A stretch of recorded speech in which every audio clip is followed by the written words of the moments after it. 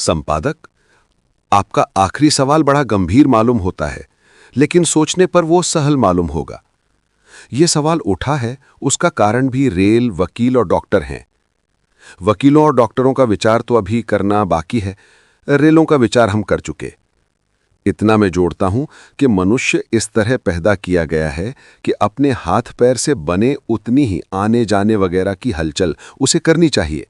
अगर हम रेल वगैरह साधनों से दौड़ धूप करें ही नहीं तो बहुत पेचीदे सवाल हमारे सामने आएंगे ही नहीं। हम खुद दुख को न्योता देते हैं। भगवान ने मनुष्य की हद उसके शरीर की बनावट से ही बांध दी, लेकिन मनुष्य ने उस बनावट की हद को लांघने के उपाय ढूंढ निकाले।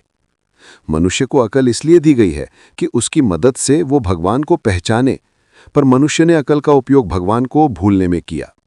मैं अपनी कुदरती हद के मुताबिक अपने आसपास रहने वालों की ही सेवा कर सकता हूं, पर मैंने तुरंत अपनी मगरूरी में ढूंढ निकाला कि मुझे तो सारी दुनिया की सेवा अपने तन से करनी चाहिए। ऐसा करने में अनेक धर्मों के और कई तरह के लोगों का साथ होगा। ये बोझ मनुष्य उठा ही नहीं सकता और इसलिए अकुलाता है। इस विचार से आप समझ लेंगे कि रेलगाड़ी सचमुच एक तूफानी साधन है।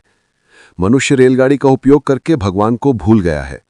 पर मैं तो अब जो सवाल मैंने उठाया है उसका जवाब सुनने को अधीर हो रहा हूं। मुसलमानों के आने से हमारा एक राष्ट्र रहा या मिटा? संपादक, हिंदुस्तान में चाहे जिस धर्म के आदमी रह सकते हैं, उससे वो एक राष्ट्र मिटने वाला नहीं है। जो नए लोग उसमें दाखिल होते हैं वे उसकी प्रजा को तोड़ नहीं सकते, वे उसकी प्रजा में घुल मिल जाते हैं। ऐसा हो तभी तो कोई मुल्क एक राष्ट्र माना जाएगा। ऐसे मुल्क में दूसरे लोगों का समावेश करने का गुण होना चाहिए। हिंदुस्तान ऐसा था और आज भी है। यों तो जितने आदमी उतने धर्म ऐसा मान सकते हैं। एक राष्ट्र होकर रहने वाले लोग एक दूसरे के धर्म में दखल नहीं देते। अगर देते हैं तो समझना चाहिए कि वे एक राष्ट्र होने लायक नहीं हैं। अगर हिंदू माने कि सारा हिंदुस्तान सिर्फ हिंदुओं से भरा होना चाहिए तो ये एक निरा सपना है। मुसलमान अगर ऐसा माने कि इसमें सिर्फ मुसलमान ही रहें तो उसे भी सपना ही समझिए। फिर भी हिंदू, मुसलमान, पारसी, ईसाई जो इस देश को अपना वतन मांगकर बस चुके हैं, एक देशी, एक मुल्की हैं। वे देशी भाई हैं और उन्हें एक दूसरे के स्वार्थ के लिए भी एक होकर रहना पड़ेगा। दुनिया के किसी भी हिस्से में एक राष्ट्र का अर्थ एक धर्म नहीं किया गया है। हिंदुस्तान में तो ऐसा था ही नहीं। पाठक, लेकिन दोनों कौमों के कट्टर बैर का क्या? संपादक, कट्टर बैर शब्द दोनों के दुश्मन ने खोज निकाला है। जब हिंदू मुसलमान झगड़ते थे तब वे ऐसी बातें भी करते थे। झगड़ा तो हमारा सबका बंद हो गया है, फिर कट्टर बैर काहे का? और इतना याद रखिए कि अंग्रेजों के आने के बाद ही हमारा झगड़ा बंद हुआ है, ऐसा नहीं है। हिंदू लोग मुसलमान बादशाहों के मातहत और मुसलमान हिंदू राजाओं के मातहत रहते आए हैं।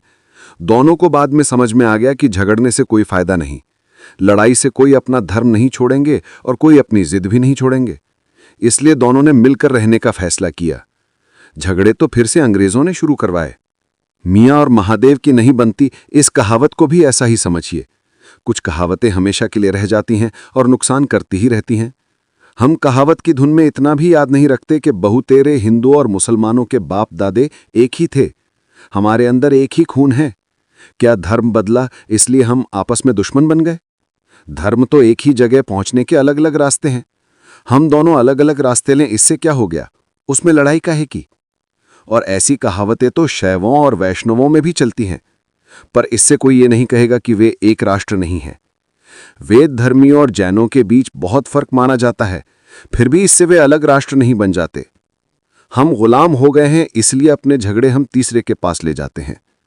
जैसे मुसलमान मूर्ति का खंडन करने वाले हैं, वैसे हिंदुओं में भी मूर्ति का खंडन करने वाला एक वर्ग देखने में आता है।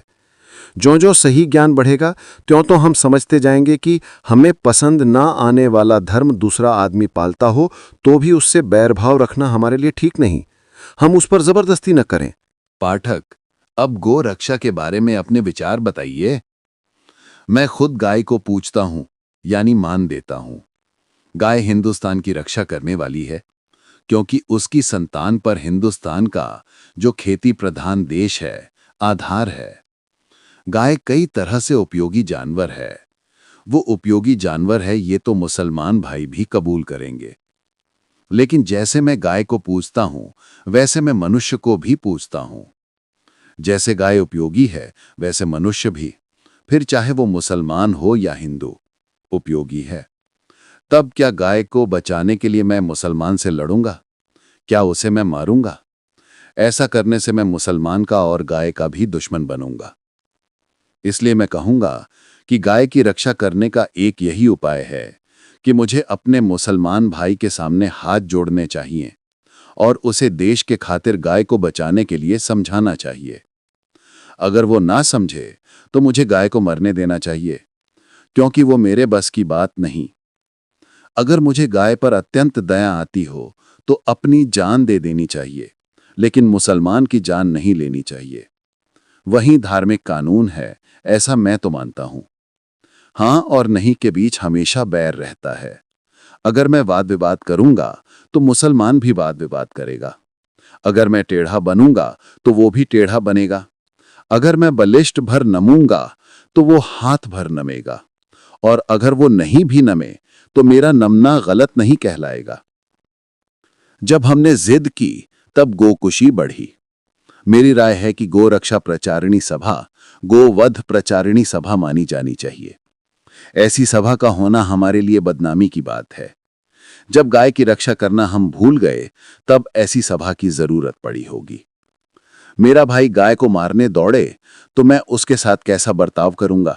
उसे मारूंगा या उसके पैरों में पड़ूंगा?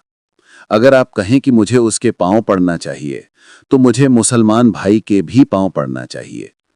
गाय को दुख देकर हिंदू गाय का वध करता है, इससे गाय को कौन छुड़ाता है? जो हिंदू गाय की औलाद यानी बैल को पैना भोंकता है, उस हिंदू को कौन समझाता है? इससे हमारे एक राष्ट्र होने में कोई रुकावट नहीं आई है। अंत में हिंदू अहिंसक और मुसलमान हिंसक है, ये बात अगर सही हो तो अहिंसक का धर्म क्या है? अहिंसक को तो आदमी की हिंसा करनी ही नहीं चाहिए, ऐसा कहीं लिखा नहीं है। अहिंसक के लिए तो राह सीधी है।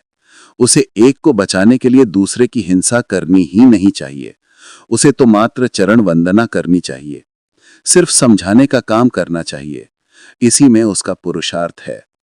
लेकिन क्या तमाम हिंदू अहिंसक हैं?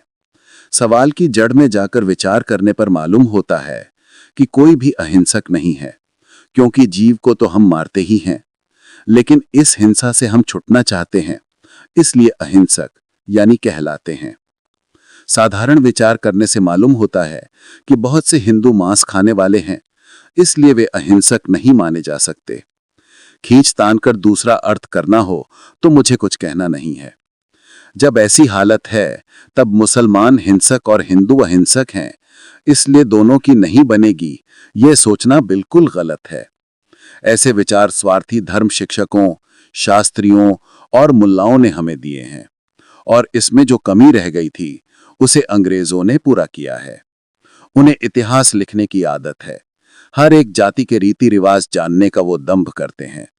ईश्वर ने हमारा मन तो छोटा बनाया है, फिर भी वे ईश्वरीय दावा करते आए हैं और तरह तरह के प्रयोग करते हैं। वे अपने बाजे खुद बजाते हैं और हमारे मन में अपनी बात सही होने का विश्वास जमाते हैं। हम भोलेपन में उस सब पर भरोसा कर लेते हैं। जो टेढ़ा नहीं देखना चाहते वो देख सकेंगे कि कुरान शरीफ में ऐसे सैकड़ों वचन हैं जो हिंदुओं को मान्य हों। भगवत गीता में ऐसी बातें लिखी हैं कि जिनके खिलाफ मुसलमान को कोई भी एतराज नहीं हो सकता। कुरान शरीफ का कुछ भाग मैं ना समझ पाऊं या कुछ भाग मुझे पसंद ना आए, इस वजह से क्या मैं उसे मानने वाले से नफरत करूं? झगड़ा दो से ही हो सकता है।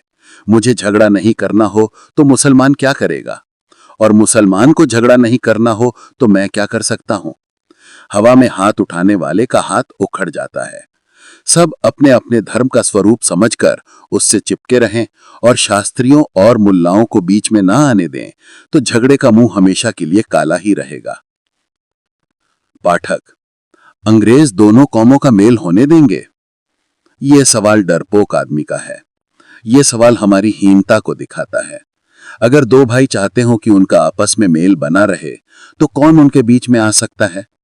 अगर तीसरा आदमी दोनों के बीच में झगड़ा पैदा कर सके तो उन भाइयों को हम कच्चे दिल के कहेंगे। उसी तरह अगर हम यानी हिंदू और मुसलमान कच्चे दिल के होंगे तो फिर अंग्रेजों का कसूर निकालना बेकार होगा। कच्चा घड़ा एक कंकड़ से नहीं तो दूसरे कंकड़ से फूटेगा ही। घड़े को बचाने का रास्ता ये नहीं है कि उसे कंकड़ से दूर रखा जाए, बल्कि ये है कि उसे पक्का बनाया जाए, जिससे कंकड़ का भय ही ना रहे। उसी तरह हमें पक्के दिल का बनना है। हम दोनों में से कोई एक भी पक्के दिल के होंगे तो तीसरे की कुछ नहीं चलेगी। ये काम हिंदू आसानी से कर सकते हैं। उनकी संख्या बड़ी है, वे अपने को ज्यादा पढ़े लिखे मानते हैं, इसलिए वे पक्का दिल रख सकते हैं। दोनों कौमों के बीच अविश्वास है, इसलिए मुसलमान लॉर्ड मॉर्ले से कुछ हक मांगते हैं। इसमें हिंदू क्यों विरोध करें? अगर हिंदू विरोध ना करें तो अंग्रेज चौंकेंगे। मुसलमान धीरे धीरे हिंदुओं का भरोसा करने लगेंगे और दोनों का भाईचारा बढ़ेगा। अपने झगड़े अंग्रेजों के पास ले जाने में हमें शर्माना चाहिए। ऐसा करने से हिंदू कुछ खोने वाले नहीं हैं। इसका हिसाब आप खुद लगा सकेंगे। जिस आदमी ने दूसरे पर विश्वास किया, उसने आज तक कुछ खोया नहीं है। मैं ये नहीं कहना चाहता कि हिंदू मुसलमान कभी झगड़ेंगे ही नहीं। दो भाई साथ रहें तो उनके बीच तकरार होती है, कभी हमारे सिर भी फूटेंगे। ऐसा होना जरूरी नहीं है, लेकिन सब लोग एक सी अक्ल के नहीं होते। दोनों जोश में आते हैं तब अक्सर गलत काम कर बैठते हैं। उन्हें हमें सहन करना होगा। लेकिन ऐसी तकरार को भी हम बड़ी वकालत बघार कर अंग्रेजों की अदालत में ना ले जाएं। दो आदमी लड़ें, लड़ाई में दोनों के सिर या एक का सिर फूटे तो उसमें तीसरा क्या न्याय करेगा? जो लड़ेंगे वो जख्मी भी होंगे। बदन से बदन टकराएगा तो कुछ निशानी तो रहेगा ही। उसमें न्याय क्या हो सकता है?